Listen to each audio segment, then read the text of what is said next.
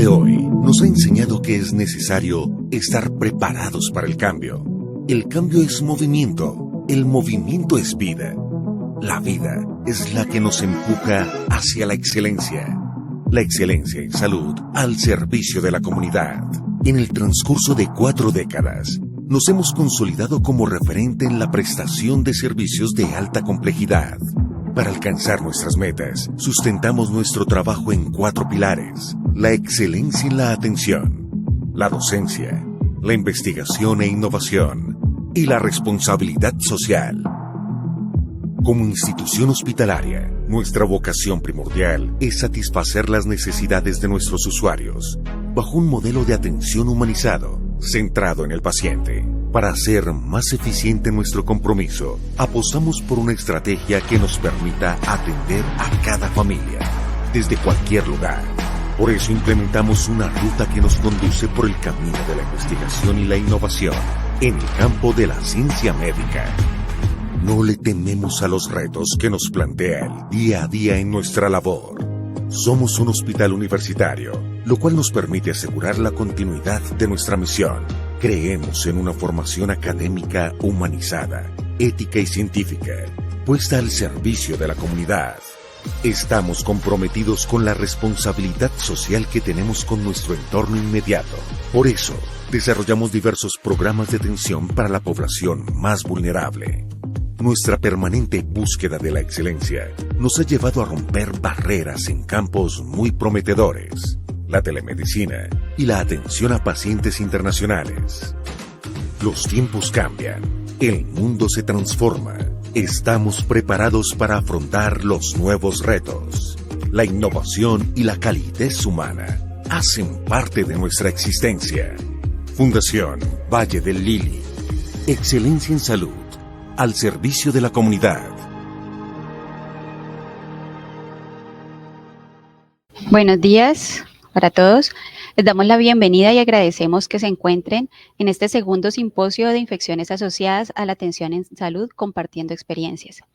En él podrán contar, como en su anterior versión, con grandes panelistas, excelentes profesionales. Tenemos expertos de nuestra ciudad, también de toda Colombia, y por supuesto invitados internacionales. Les damos las gracias por estar hoy aquí. Por favor, aprovechen toda esta experiencia, todo el conocimiento, todo lo que tendremos la oportunidad de compartir. Para empezar, daremos paso a las palabras de apertura. Bueno, bienvenido. Buenos días, doctor. Muy buenos días, yo soy Juan Diego Vélez, el jefe del Servicio de Infectología de la Fundación Valle del Lili. Les doy la bienvenida a todos ustedes a nuestro segundo simposio de infecciones asociadas a la atención en salud. Este es un tema muy importante hoy para todos nosotros, para nuestras familias, para nuestros pacientes. Es un problema creciente y sobre el cual debemos explorar las diferentes posibilidades. En primer lugar, la primera posibilidad que yo creo que debemos explorar es la posibilidad de evitar la ocurrencia de estas condiciones. Y tenemos que esforzarnos al máximo para poner estas medidas en práctica lo más pronto posible, ya que son las medidas más eficaces. Por lo tanto, les sugiero concentrarse en este simposio en ese punto. Pero por otro lado, a pesar de estas condiciones, estas infecciones seguirán en nuestra vida y el tiempo, y por lo tanto también es fundamental conocer las opciones de diagnóstico y las opciones de tratamiento. Esperamos entonces que este simposio sea de utilidad para todos ustedes, para sus pacientes, para sus familiares, ya que todos en algún momento seremos pacientes por una u otra circunstancia de la vida, la más común de todas, la edad y el deterioro de nuestro cuerpo, que es una situación natural y normal. Esperamos entonces que esto sea de utilidad y que podamos disfrutar todos de este simposio, el cual hemos hecho con mucho esfuerzo, con la ayuda de muchas personas. Le damos las gracias a la industria farmacéutica y a todas las personas que han colaborado para lograr el éxito, de la misma forma que ustedes pueden ver la Fundación Valle del Lili. Lo que es hoy es el esfuerzo de muchas personas en muchas áreas, de manera que el esfuerzo combinado siempre ha llevado al éxito y esperamos que así sea. Doy bienvenida a nuestro simposio. En primer lugar, el ingeniero Carlos Herrera nos va a hablar de las transmisión de infecciones por aerosoles. Un tema muy, muy importante hoy. Como ustedes saben, venimos de COVID y hemos explorado ampliamente las diferentes formas de transmisión del aire, los tamaños de las moléculas, de las gotas, cómo se mueven, cómo se depositan, etcétera, etcétera. Y este tema es siempre importante. Y uno de los ejemplos fundamentales del tema a lo largo de los años es la tuberculosis, que sin duda lo que aprendimos de tuberculosis fue aplicado en buena proporción en COVID. Muchas gracias. Bienvenidos. Buenos días para todos, a la Fundación Valle de Lili y a la Universidad ICESI. Les quedo muy agradecido por esta invitación. Como dice el doctor Vélez, pues parte de el control, digamos, de la transmisión de infecciones está la prevención. Yo voy a hablar un poco sobre eso desde la perspectiva de ingeniería. Primero me presento, yo soy profesor de la Universidad del Valle en Ingeniería Mecánica. Yo tengo una maestría en termofluidos y un doctorado en Estados Unidos en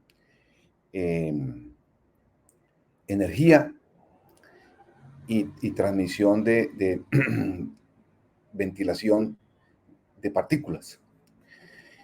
Dentro de la experiencia que he tenido en los últimos años, pues los ingenieros mecánicos hemos trabajado en todo lo que es el transporte de aerosoles, el confort y la calidad de aire, ¿sí? Obviamente, uno de los principales sitios de interés y tal vez el más complejo de todos son las instalaciones de salud, las instalaciones hospitalarias, pues porque allí abunda, digamos, el material que nos preocupa, ¿sí? Y las personas que trabajan allí y los que van como pacientes, es decir, es un grupo de personas enorme. Bueno, entonces, nosotros conjuntamente en el equipo que trabajamos calidad de aire en la Universidad del Valle hemos publicado algunos libros sobre estos temas y hemos participado en varios diseños de construcción de hospitales y zonas hospitalarias para que se trate de mejorar todo el sistema de control de infecciones. Bueno, el título es Transmisión de infecciones por aerosoles, ¿sí? El riesgo de contagio y el control de la tuberculosis. En realidad, no solamente es la tuberculosis, todo lo que va en los aerosoles está considerado allí. Yo soy de la Escuela de Ingeniería Mecánica, ahí está mi correo electrónico, en la página oficial de la escuela, pues aparezco, de manera que cuando termine, si me quieren contactar, pues ahí están los datos. Nosotros, cuando vamos a hacer reportes de los trabajos, de qué es lo que pasa con la ventilación y con los aerosoles, con infecciones, tenemos que tener unas referencias que nos dan seriedad, ¿sí? Y le echamos mano fuertemente a los estándares publicados por la Asociación Americana de Aire Acondicionado, Ventilación y Refrigeración, ¿sí? Y ellos inclusive tienen unos estándares que son los que aplican hoy en día, que es como el 170, que es la ventilación, ¿sí? En las facilidades de cuidados de la salud, es decir, hospitales, clínicas, centros de salud, etcétera.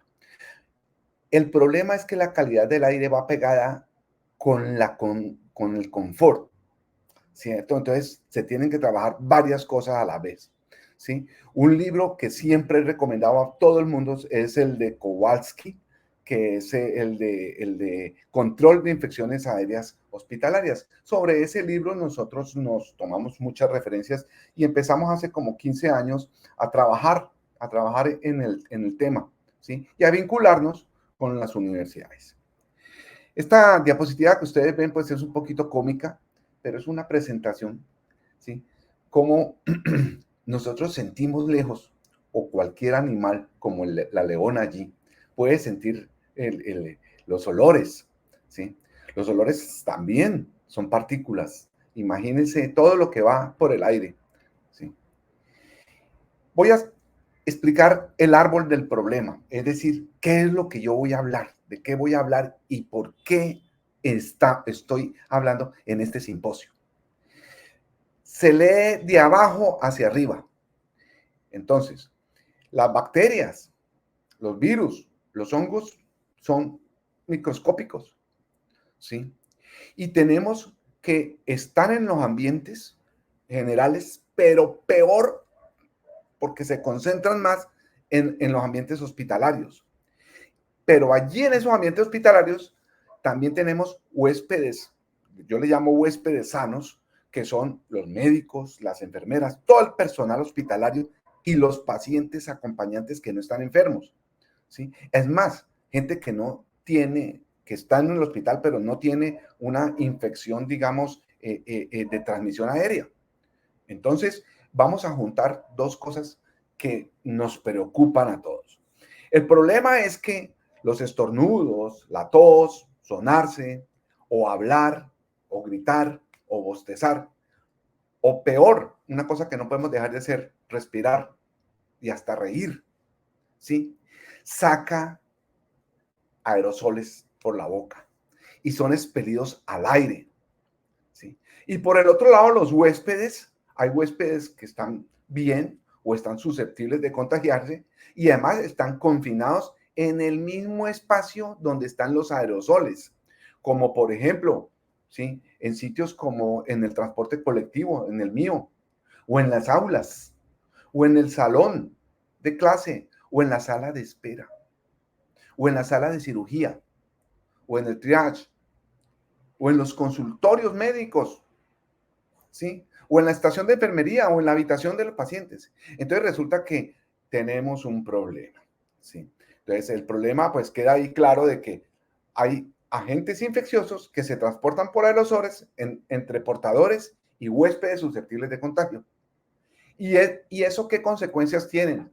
Pues se generaliza una difusión de un virus, ¿sí? Puede generar un foco de contagio, como el COVID, por ejemplo, o como un brote de tuberculosis, o un brote de tosferina, un brote de cualquiera de las infecciones que son transportadas por aerosoles, ¿sí? Y se infectan espacios vitales, como digo ahí, de atención hospitalaria, es decir, ustedes están allí. ¿Y eso qué consecuencias tiene? Pues hay problemas con vidas, hay problemas con dolor, ¿cierto? Hay problemas con costos. Y eso afecta todo el sistema de salud pública y hospitalaria a nivel local del hospital y a nivel ya más general. La solución, por supuesto, a que haya agentes que se transportan por aerosoles entre la gente portadora y los huéspedes es controlar ese transporte de aerosoles. ¿Sí? Y para controlar ese transporte de aerosoles, nosotros tenemos que, vuelvo a echar para atrás aquí, ¿sí? Controlar los aerosoles expelidos al aire y que estén confinadas las personas en un mismo espacio. Tengo que controlar eso. Y yo tengo aquí entonces mis objetivos específicos. Tengo que eliminar los microorganismos infecciosos de los aerosolos, por un lado, y garantizar la calidad del aire y el confort en los espacios confinados, ¿sí? Para que no se propicie esa situación. Obviamente, como consecuencia de eso, pues uno espera mejorar la calidad de aire y el confort en los espacios, reducir la aparición de focos de contagio, salvar vidas, ahorrar dinero y mitigar un problema, ¿sí?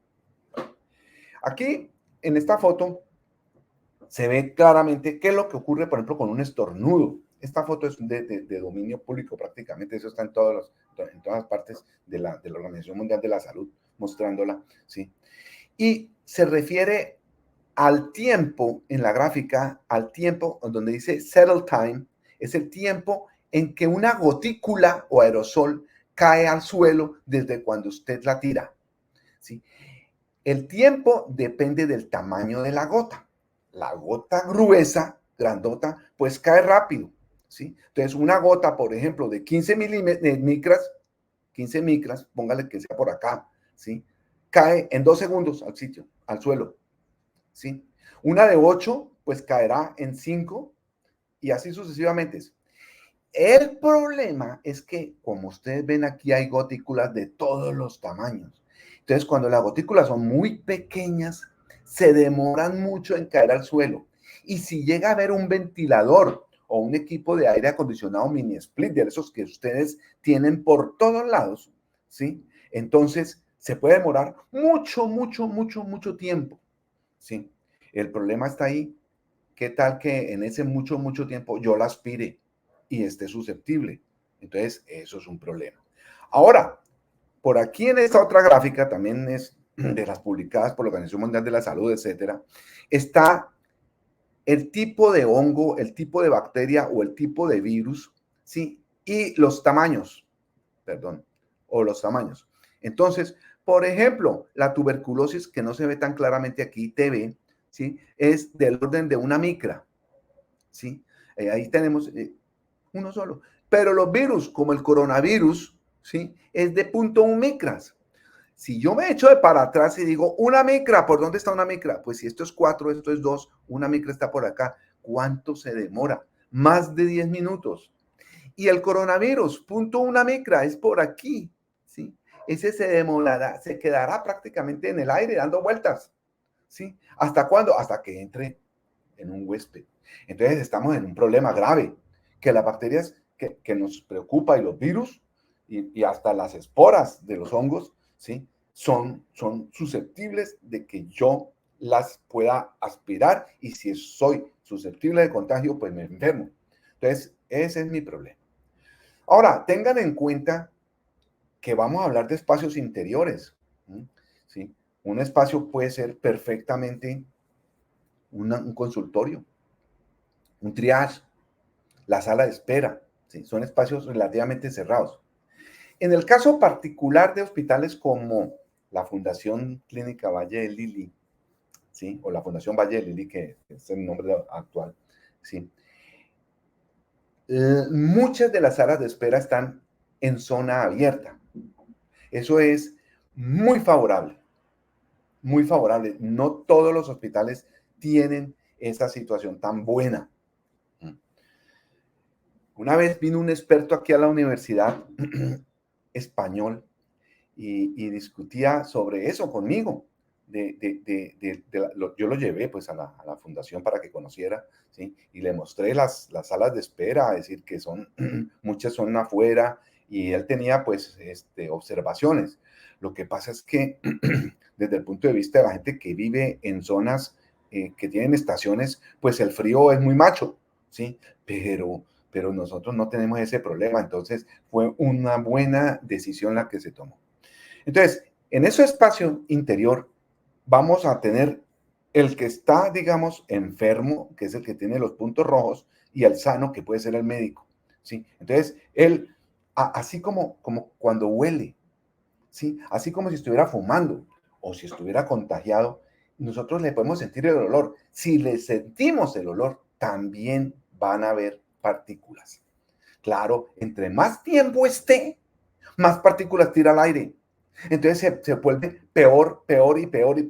Y claro, después de un rato, y si usted tiene un ventilador como aparece aquí encima, o un mini split como aparece aquí, eso es un trabajo buenísimo de distribución de todos los microorganismos, que yo le llamo aquí peyorativamente los bichos, ¿cierto? Pero eso es distribuir homogéneamente por el salón de clase, por la sala de espera, por la sala de consulta, el virus o las bacterias o los hongos. Malísimo eso, malísimo, si no tiene un control, ¿sí? Entonces, claro, si abrimos las ventanas, ¿sí? Pues hay una cosa muy positiva, porque la carga, la concentración de los virus, ¿sí? O los hongos o las bacterias, se diluye, va saliendo. Pero eso no le gusta a mucha gente porque la cambian por el confort, porque ya se dan cuenta cómo el confort con el mini split que tengo aquí ya inmediatamente empieza a afectar la calidad del aire, ¿sí?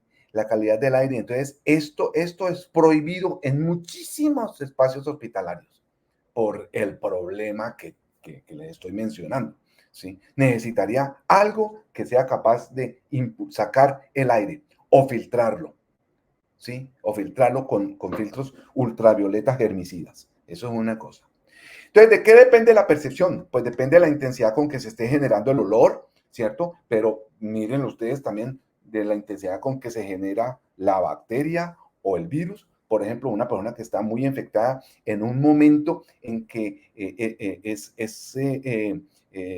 produce mucha partículas infecciosas. Depende del aire, del viento, cómo llega a un lugar, ¿sí? Todos hemos visto las películas de los animales. Ahí, si estabas en la dirección del viento, pues ahí pues te puede llegar. Y la intensidad con que el receptor tenga, ¿sí? Lo sensible que sea el receptor y la susceptibilidad que tenga, porque hay gente que está débil, ¿sí? Y entonces es más fácil que se enferme. Eso es un problema. Modelar eso es trabajoso, pero ya lo hicieron. Y lo hicieron hace 70 años. Wells y Riley, ellos trabajaron y fueron capaces de hacer experimentos y modelarlo y sacaron una ecuación de esas que no le gusta a nadie del área de la salud manejar, porque son feas, las ecuaciones son feas, y es que no le gusta a nadie, ¿sí? Pero miren cómo se lee de sencilla la ecuación. Lo que nos dice la ecuación es que el número de personas que se puede infectar nueva, ¿sí? Es proporcional. ¿A quién? Al número de gente que haya susceptible. Claro, si yo tengo una sala con una persona, pues solamente me puede enfermar uno. Pero si son 5, se me pueden enfermar más. Entonces, es proporcional a eso. Pero también es proporcional al número de gente que está enferma. Es decir, no solamente el número de sanos, sino el número de gente que está enferma. Y cuando usted llega a una sala de espera de urgencias, por ejemplo, discúlpeme, ahí llegan los enfermos, ahí y los sanos, acompañando a los enfermos. Entonces hay un poco de infectores. Y si llegan muchas personas que estén casualmente con COVID o con tuberculosis, pues se vuelve peligrosa la cosa, ¿cierto? Desde el punto de vista de que si no me protejo o el aire no está bien, me contagio, ¿sí? Es las dosis, le llaman allí, el número de dosis infecciosas está relacionada con el tipo de enfermedad, ¿sí? O el tipo de infección. Sí, el COVID tiene una dosis infecciosa, es muy diferente a la tuberculosis, por ejemplo, o a la tosferina o al sarampión, etcétera, ¿sí? También depende de a qué velocidad más o menos respiramos nosotros, pero los humanos, en realidad, me salió un mensaje, perdón, que si comparto pantalla. ¿Ustedes están viendo mi pantalla? ¿Me confirma, por favor? Sí, señor. Bueno. Entonces, bueno, esas ecuaciones se pueden hacer y se pueden determinar, y yo no me voy a meter a detallar esa parte que no es de gran importancia. Lo que es de importancia aquí es que se puede modelar, ¿sí? Y aquí podemos ver una gráfica en el que aparece el riesgo de contagio, P, contra la velocidad con que va el viento. Entonces, la velocidad con que va el viento, ¿sí? Es la ventana que les dije que se abría. ¿Sí? Si se abre la ventana, sale. Entonces, en la medida que salga mucho aire por la ventana, miren que la posibilidad de contagio que está aquí, P, ¿sí? 1 quiere decir que nos vamos a contagiar con toda seguridad. 0, que no nos vamos a contagiar, ¿sí? Entonces, queda claro que en la medida que no haya circulación de aire, miren, si usted ve el 5, si ve el 2,5, si ve el 2, la posibilidad de que me contagie o se contagie la persona susceptible es cada vez más alta y alta y alta y alta y alta. Si usted no tiene ventilación, lo más seguro es que el que está susceptible sí se contagia. Y eso es un problema. Es un problema que tenemos los ingenieros, por ejemplo, con los cuidados intensivos, ¿sí? O con las salas donde están los aislados. ¿Por qué? Porque hay que lograr una ventilación excelente, ¿sí? Pero ventilación no es el ventilador arriba, ventilación es que entre aire fresco nuevo, con mucha frecuencia y gran cantidad. Y eso ya se vuelve otro problema. Entonces, nada más era para ilustrar de que es importante tener la ventilación. Y los colores de las figuras allí tienen que ver con el tipo de enfermedad, ¿sí? Entonces, la tuberculosis tiene como 500 cuantas, ¿cierto? Y así sucesivamente las demás son distintas, ¿no? ¿Sí? Cada infección tiene su propia probabilidad o riesgo de contagio, ¿sí? Nosotros en la universidad hicimos varias pruebas de esto en algunos espacios hospitalarios de aquí de la región, de hospitales de la región, ¿sí? Y entonces, pues ahí veíamos, ¿no? Cómo puede ser, por ejemplo, en una sala de urgencias, como aparece allí, ¿sí? Y usamos dos modelos, el de Riley-Wells y otro que es de Yamanotti, que es más moderno, pero vemos que los resultados son los mismos. Entonces, y lo hicimos para la influenza y para la tuberculosis. La probabilidad, el riesgo de contagio, ¿sí? Dependiendo de la renovación de aire.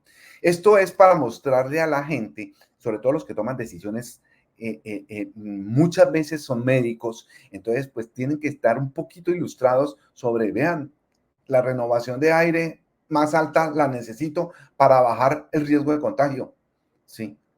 Por ejemplo, en una sala de aislados o en un cuarto de aislados. Es importantísimo bajar ese riesgo. ¿Y cómo bajo el riesgo? Subiendo la cantidad de aire. Sí, subiendo la cantidad de aire. Entonces ahí empieza uno. Igual hicimos el ejercicio en la habitación del aislado. ¿Sí? Claro, en la habitación del aislado la posibilidad de contagio es mucho más alta porque el aislado está permanentemente allí.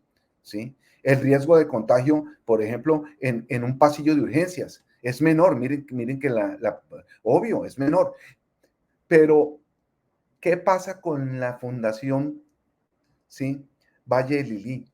Que la renovación en las salas de espera abiertas, ¿sí? La renovación es muy grande porque está abierto. Entonces la posibilidad de contagio es mínima. Eso es buenísimo. Pero si yo agarro y tengo la sala de espera porque me doy de muy moderno, ¿cierto? Y la cierro y le pongo mini splits, es decir, aire acondicionado, ¿sí? Como se tiende a hacer las cosas modernas, ¿cierto? Entonces resulta que, vea, cuando usted está cerrando, la renovación de aire es muy pequeña, por lo tanto, el riesgo de contagio le aumenta enormemente. Entonces, este tipo de cosas se deben hacer previo en los diseños para que, y tener informado al personal para que sepa cómo es, ¿sí? ¿A qué se refieren las renovaciones de aire? ¿Sí? Las renovaciones de aire, pues es el aire, al aire acondicionado, ¿sí? Que entra, se ve aquí azul, y se queda aquí el rojo, que es contaminado, y él, en el aparato que ustedes ven, que ustedes deben tener allí en sus oficinas, él chupa el aire por debajo, lo enfría y vuelve y lo tira, ¿sí? Ese es recirculación completa del aire, es decir, ahí no hay renovación. Es decir, usted lo que le hace al virus es que lo enfría, lo calienta y así se la pasa todo el tiempo y le pega una revolcadita cuando lo mete aquí en el ventilador, pero el virus sigue estando. Y entonces, entre más tiempo esté y no haya, y esté cerrada, enclaustrado el espacio como un aula, entonces más posibilidad hay de que se enferme. Por eso los niños en los colegios, cuando les da gripa a uno, les da gripa a todos, porque los encerramos, pues ahí, ¿sí? Entonces, bueno, ese es, digamos, la situación, ¿sí? Ya el tiempo se me está terminando, por ahí me dicen. Entonces, bueno, la posibilidad de contagio, pues depende del tipo de infección que tengamos, ¿sí? Necesitamos eliminar todas las posibilidades, ¿sí? Me dicen que hay que cortar, entonces, ¿cómo voy a controlar yo? Ya para terminar, doctor, ¿ya? ¿Cómo voy a controlar la transmisión de los aerosoles? ¿Sí? Sencillamente, ¿sí? Mirando todo esto, es decir, sobre todo con calidad de aire y filtrando, ¿sí? Eso es. Entonces, ya prácticamente termino, ¿sí? Minimizar el tiempo de los individuos expuestos, aumentar el aire fresco, ¿sí? Entonces, eso es principalmente lo que yo necesitaba, pues, comentar, ¿sí? Que los aerosoles se transportan de una manera, digamos, natural en el aire, ¿sí? En los 3 minutos que me queda entonces ya concreto, ¿sí? Se quedan, eso se me vuelve el lugar peligroso y para controlar esa situación debo simplemente, ¿sí? Subir el aire nuevo, ¿sí? Limpiarlo, matar los bichos que más pueda, y eso se puede matar con, sobre todo con cámaras germicidas ultravioleta, ¿sí? Porque esas matan, esas se pueden fabricar, esas las hicimos nosotros algunas durante el COVID, que donamos una al Hospital Universitario del Valle y otra a la Fundación Valle de Lili, allá la deben tener, ¿sí? Espero que esté en operación. ¿Y qué es lo que hace esos aparatos? Matan el bicho. Entonces resulta que cuando no podemos estar sacándolos, pues tenemos, digamos, esas situaciones, ¿sí? Entonces, pues eso es básicamente pues lo que yo quería mostrar, ¿cierto? Sí. Ya lo otro se vuelve más técnico, ¿no? Diluir el aire, es decir, abrir las ventanas, ¿sí? Eh, Filtrar y con espaciamiento abierto, como lo tienen en la fundación. ¿Mm? La ventilación hay que ponerla fuertemente. ¿Mm? Entonces, eso es lo que yo quería compartirles, de cómo se transporte por aerosoles, cómo se van las partículas, se montan en el aerosol, se llegan, siguen y así completamente se hace una dispersión en todo el espacio y se infecta todo el mundo. Entonces, los aires acondicionados mini splits están prohibidos, ASRA los prohíbe, ¿sí? En espacios médicos, ¿sí? Aquí son de común uso, ¿sí? Pero se pueden usar siempre y cuando se tengan prevención, ¿sí? Digamos, eso es, no, siempre el tiempo, nunca el tiempo es suficiente, ¿sí? Pero bueno, eso es sustancialmente lo que yo quería decirles, ¿sí? Cuando uno retira el aire de una vez, retira calor. Entonces sirve para controlar el calor. Y hay otras técnicas, ¿no? Todo esto es toda una técnica que hay que hacer los diseños de cada espacio. Bueno, yo pienso que ya prácticamente pues se acabó el tiempo, ¿sí? Y tengo pues mucho más para mostrar, ¿sí? Quedan con las diapositivas para que las puedan difundir, ¿sí? Y con mucho gusto, cualquier pregunta aquí estoy disponible. Les pido un favor a los que intervienen en los diseños y en las construcciones, ¿sí? El diseño y construcción, como escribo aquí, y mantenimiento de los sistemas de calidad de aire deben hacerlos por personal experto. Eso no se hace. Los equipos de aire acondicionado se deben diseñar. En Colombia hay muchos equipos técnicos y de diseño que conocen esto y saben de calidad de aire bien y pueden hacerlo bien. ¿Sí? No solamente se crean en que los filtros es la única solución. Los filtros EPA, que son los que ustedes más conocen porque son los que utilizan para los quirófanos, esos filtros tienen que tener un mantenimiento especial. Ellos no son de por vida. Ellos hay que estarlos cambiando. Y yo lo digo porque nosotros hemos visitado hospitales que hemos tenido hospitales que llevan años con los filtros y el filtro, si ustedes ven las instrucciones, debe cambiarse cada 3 meses. Lo que pasa es que son muy caros, ¿sí? Pero atrapan las bacterias y los virus, ¿sí? Entonces, eso es, pues muchas gracias por su atención, ¿sí? Si tienen algo que Muchas necesiten. gracias. Muchas gracias, Ingeniero, muy interesante su ponencia. Muchas gracias por este tiempo compartido, por toda esa información que es muy valiosa dentro de nuestro ambiente clínico y porque de manera muy sencilla nos explicó lo que pasa definitivamente con estos procesos de infección, pues a través del aire. Muchas gracias. Bueno, Es muy amable. Esperamos de nuevo encontrarnos en la sesión de preguntas. Recordemos que posterior a las ponencias, más o menos a las 9:40 de la mañana, previo al break, vamos a tener una sesión de preguntas. Pueden hacerlo por medio del chat, pueden hacer las preguntas que ustedes consideren necesarias, de aspectos que piensen que se puedan ampliar o que de pronto necesitamos entender de mejor manera o de otras cosas que de pronto no se trataron y consideramos importante. Entonces, para continuar, seguimos con el doctor José Millán Oñate, con el tema infección por clostridioides difícil, epidemiología, prevención y tratamiento.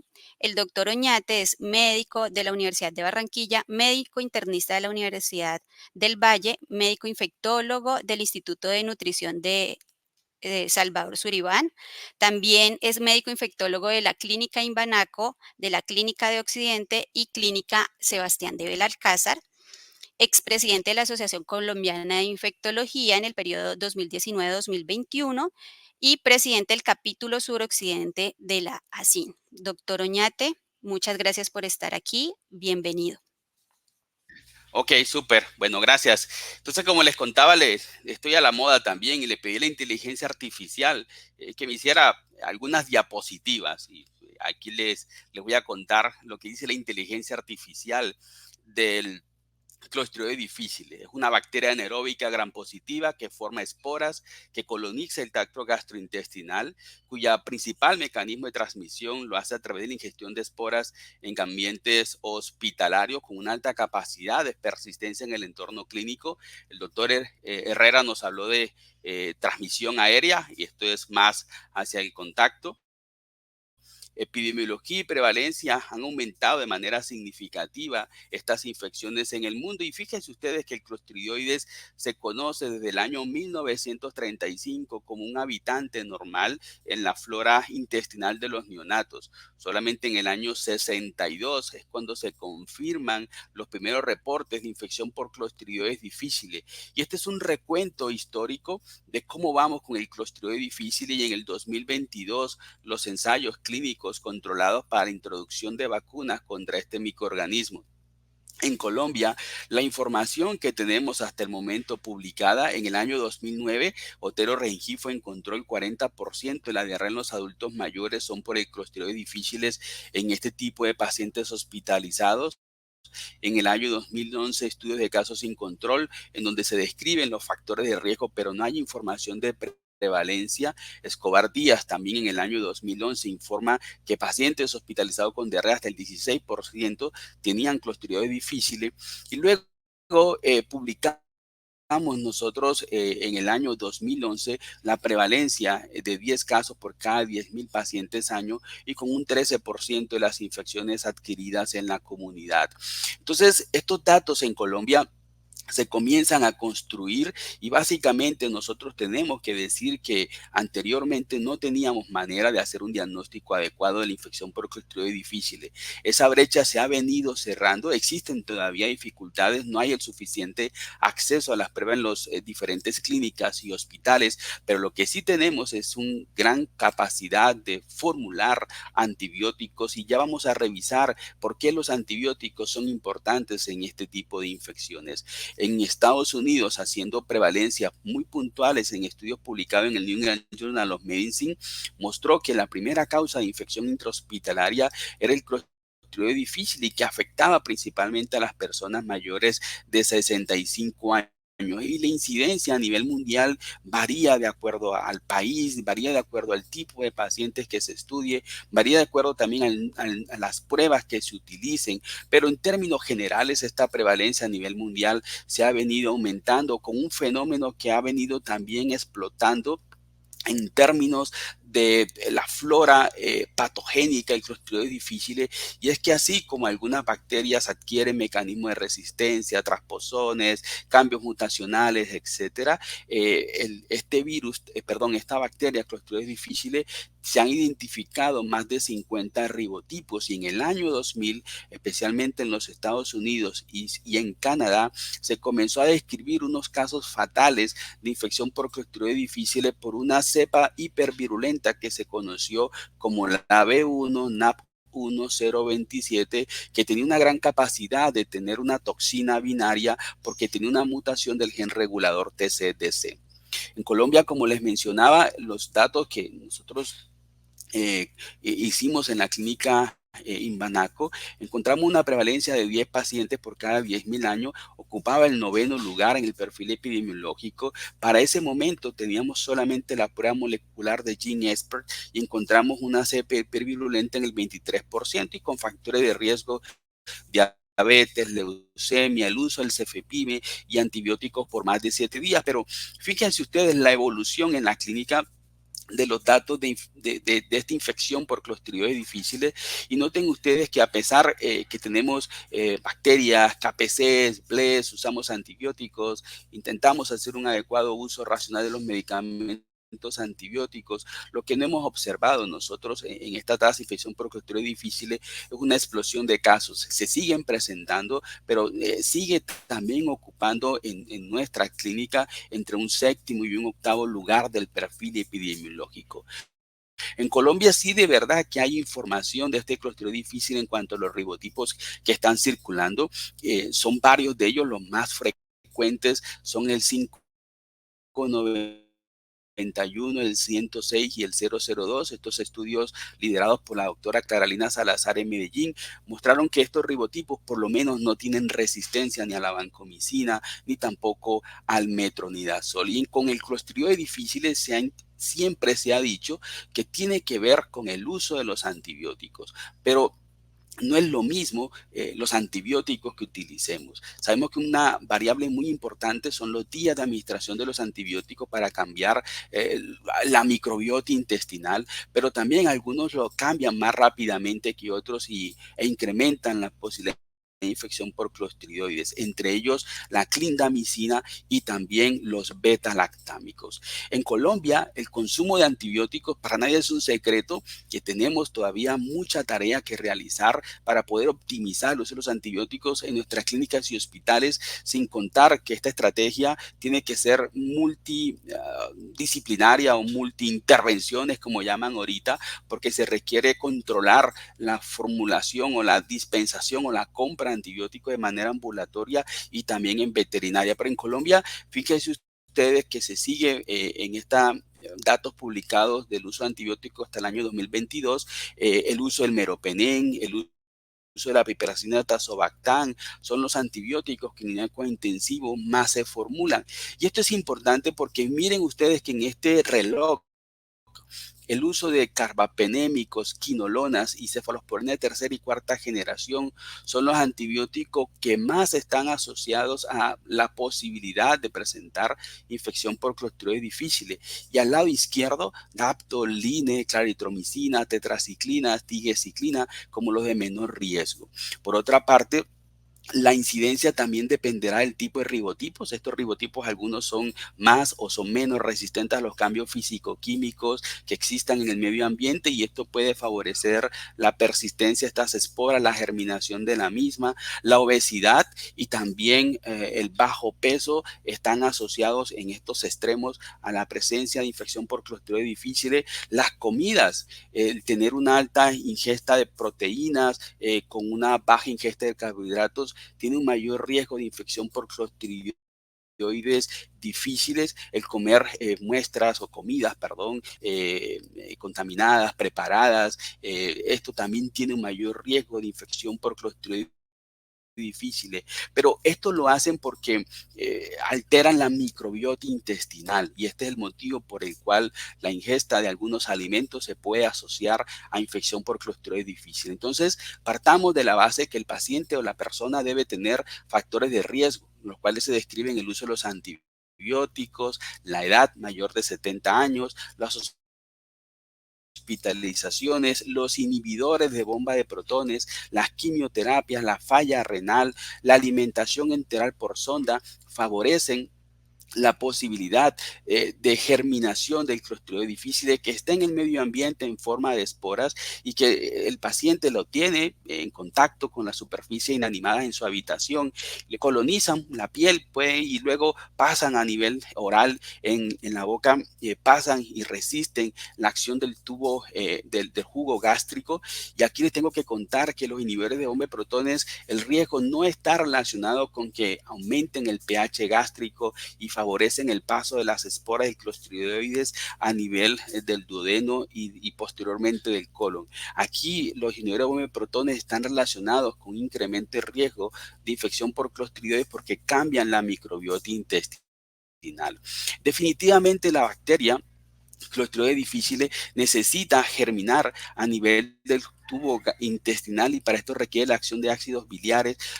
Luego coloniza el colon y ocurre la expresión de las toxinas y estas toxinas son las que generan los cambios inflamatorios, la formación de las pseudomembranas y la sintomatología en los pacientes. Pero en todo este proceso hay algo que les quiero contar que me parece interesante y es que las personas pueden tener una colonización asintomática. Es decir, el paciente puede tener estos factores de riesgo, se cambia la microbiota intestinal, ingiere las esporas clostridioides, se germinan las esporas clostridioides, puede tener un camino hacia la producción de toxinas, pero también puede quedar en una fase de colonización asintomática. Y esto es clave para lo que vamos a explicar de los métodos diagnósticos.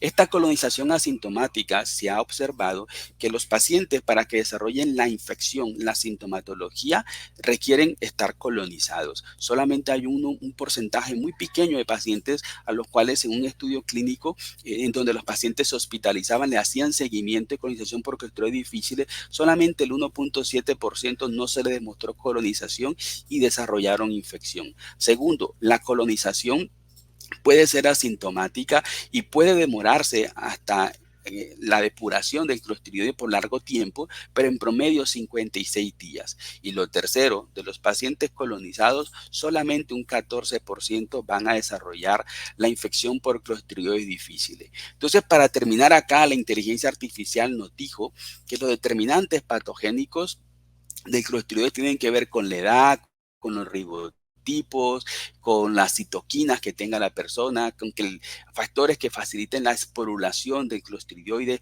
que faciliten la germinación, con algunos determinantes patogénicos que tenga el paciente, la edad, quimioterapia, falla renal, entre otros. Segundo, la polémica inhibidores de protones sí favorecen infección por clostridioides y también favorecen recurrencia de infección por el clostridioides. Las principales sintomatologías clínicas: diarrea, fiebre, dolor abdominal. En diarrea, recordar que las heces deben estar en esta escala de Bristol, pedazos blandos y esponjosos con bordes irregulares o acuosos sin pedazos sólidos y totalmente líquida. Y algo interesante, si vamos a evaluar un paciente con diarrea, la historia clínica, porque yo me he dado cuenta que a veces pedimos estas pruebas, pero el paciente le hicieron ayer una tomografía abdomen y pelvis con triple contraste, entonces esa carga osmótica le genera diarrea, o son pacientes que tienen intolerancia a la nutrición enteral, o son pacientes que tienen algún tipo de laxante. Así que es bien importante analizar el contexto clínico del paciente y también evaluar las características de las exposiciones diarreicas. En general debe tener más de 3 exposiciones diarreicas el paciente. Tiene que tener los factores de riesgo que favorecen el cambio en la microbiota intestinal y este cambio de la relación entre el firmicutes y los bacteroides, la translocación intestinal que genera el Clostridium a nivel del colon y posteriormente la aparición de pseudomembranas. Los pacientes con infección por Clostridium difficile tienen un mayor riesgo de mortalidad por otras causas, por ejemplo cardiovascular. Y aquellos pacientes con infección por Clostridium difficile también tienen un deterioro importante y significativo en la calidad de vida. Así que por estas razones es una amenaza en nuestro medio. Los métodos diagnósticos que se iniciaron para el evaluar la presencia de esta infección, tenemos los ensayos de citotoxicidad y los cultivos citogénicos, pero eso en realidad en Colombia no lo hacemos. No me parece práctico, se demora 4 a 5 días, pero es la prueba estándar de oro. Lo segundo que tenemos son los pruebas de ácidos nucleicos que tienen una gran sensibilidad, son rápidos, dan un resultado muy rápido, pero ojo, son costosos y tienen una baja especificidad. Y te dicen que hay un clostridioide difícil allí, pero puede estar en un portador asintomático. Por eso fue que les hice énfasis en esa parte de portador asintomático. Y la otra prueba que tenemos son los ELISAs para evaluar las GDHs y las toxinas, que son también pruebas rápidas, son sensibles, pero en el caso de las toxinas tienen una baja sensibilidad que puede estar un 80% y la glutamato deshidrogenasa tiene una baja especificidad. Y su presencia combinada, es decir, si tenemos GDH positivo y toxina positivo, hace el diagnóstico de infección por clostridioides difíciles. ¿Qué recomiendan los americanos y los europeos? Hacer unas pruebas diagnósticas en 2 pasos. Es decir, combinar los métodos de ácidos nucleicos, de toxinas y de GDH.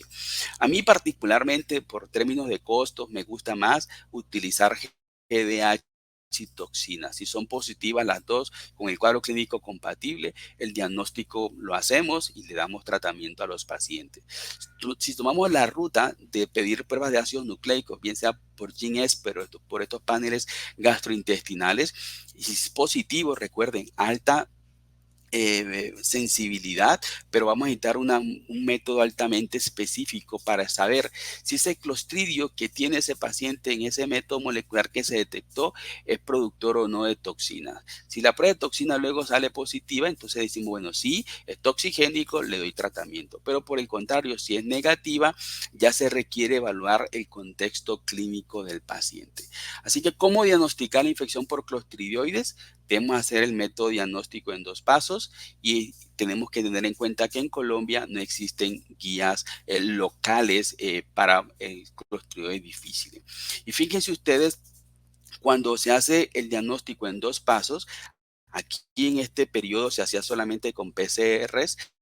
Aquí en este periodo se hacía solamente con PCR, baja el número de personas infectadas, ¿no?, con clostridioides difíciles. Es decir, las pruebas de PCR sobredimensionan, sobrediagnostican, e inclusive en los Estados Unidos, este trabajo es de allá que les estoy contando en esta diapositiva, cuando es de noche, baja el número de pruebas y si bajan las pruebas nos hace el diagnóstico, hacen los aislamientos respectivos y pueden favorecer la presencia de clonas. Así que aquí no solamente es implementar las pruebas, saberlas interpretar, sino también tenerlas disponibles, ojalá las 24 horas del día.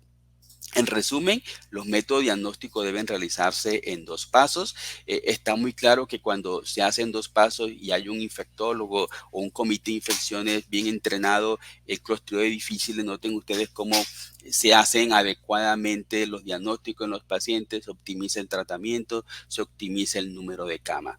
¿Qué tiene la PCR? Aquí importantísimo en los paneles. Ellos no te dicen los famosos CT, que es el umbral donde la PCR se hace positiva. Y si la PCR en este trabajo que me parece muy interesante, este CT está por debajo de 26, se relacionan en los cultivos de citotoxicidad con la producción de toxinas. Así que esto que lo aprendimos en COVID, ¿no?, que es el CT, que es 30, que es 28, que es un COVID que sí, que quita el aislamiento porque ya son restos o residuos del virus que están por allí. Miren la importancia de estos CTs en COVID y los trabajos que comparan PCRs con la prueba de toxinas y GDH mencionan que aquellos pacientes que se le hacen las pruebas de PCR requieren siempre evaluar el contexto clínico. Luego que tengamos el diagnóstico hay que definir la severidad y para severidad hay que tener leucocitos mayores a 15,000, hay que tener una creatina mayor a 1.5 y la presencia de manifestaciones clínicas severas como choque y ilios o megacolon. Otro dato interesante, la principal causa de leucocitosis en un paciente hospitalizado, leucocitosis por infección, es el clostridio difícil. Así que no se asusten cuando tengan pacientes con leucocitosis y no se asombren porque el diagnóstico final es un clostridio difícil.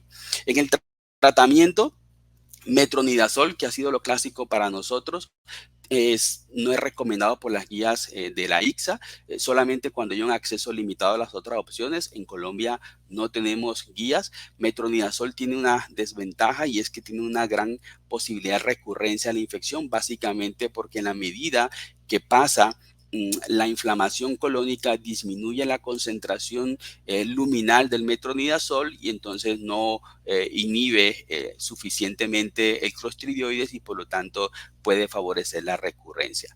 Nos quedamos en la vancomicina oral. Nosotros no tenemos la fidaxomicina. La fidaxomicina tiene ventajas importantes y es que tiene una menor recurrencia y no altera la microbiota intestinal.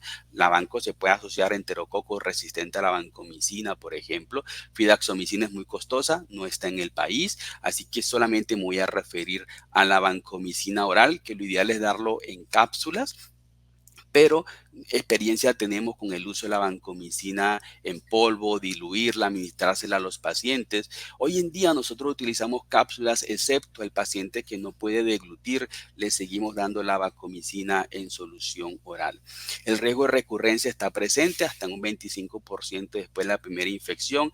Cuando los pacientes recurren, hay alternativas, como es darle vancomicina por un tiempo mayor, luego disminuir progresivamente la dosis de la vancomicina, que es lo que se conoce como el tapering, durante 8 semanas. Y algo pues, que yo no he podido hacer todavía, no tengo experiencia del trasplante fecal. Para esto no está autorizado por el INVIMA, pero es algo que tenemos que plantear.